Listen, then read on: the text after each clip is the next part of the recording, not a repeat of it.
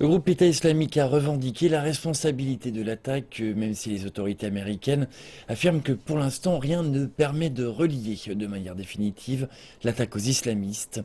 Le président américain Barack Obama a néanmoins qualifié la tuerie de dimanche d'acte terroriste. Le tireur était connu des services de police.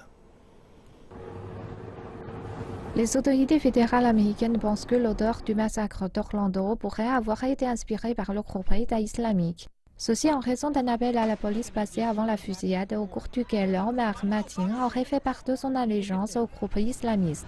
Le président Barack Obama a indiqué avoir demandé au FBI de considérer le massacre comme un acte terroriste. J'ai demandé que ne soit épargné aucun effort pour déterminer si c'était le cas, quelle inspiration ou association ce tueur aurait pu avoir avec des groupes terroristes.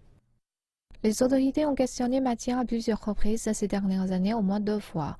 En 2014, alors qu'elles enquêtaient sur ses échanges avec Moner Abou Salah, un citoyen américain qui s'était rendu en Syrie pour s'entraîner avec le Front al-Nosra, affilié à Al-Qaïda, avant de revenir aux États-Unis, puis de repartir en Syrie pour perpétrer un attentat suicide.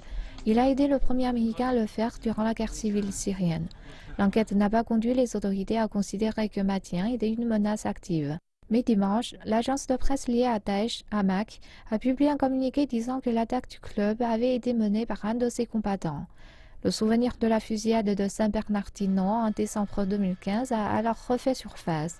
Un couple qui aurait été influencé par l'islam radical a tué 14 personnes lors d'une fête avant d'être abattu par la police.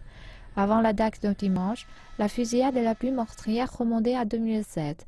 Un étudiant coréen avait alors tué 32 personnes sur un campus universitaire avant de se suicider. Et en 1999, dans un lycée de Columbine, 12 adolescents avaient abattu 20 lycéens et un professeur avant de se donner la mort. En 2012, dans le Connecticut, 20 enfants et 6 adultes ont été abattus dans l'école primaire de Sandy Hook. L'an dernier, un membre de la mouvance d'extrême droite a tué 9 personnes dans un centre religieux afro-américain. Et la liste n'est pas terminée.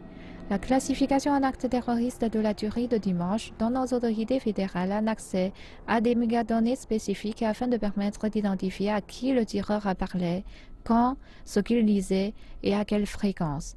La classification en acte terroriste a fait de cette attaque l'attaque la plus meurtrière sur le sol américain depuis les attentats du 11 septembre.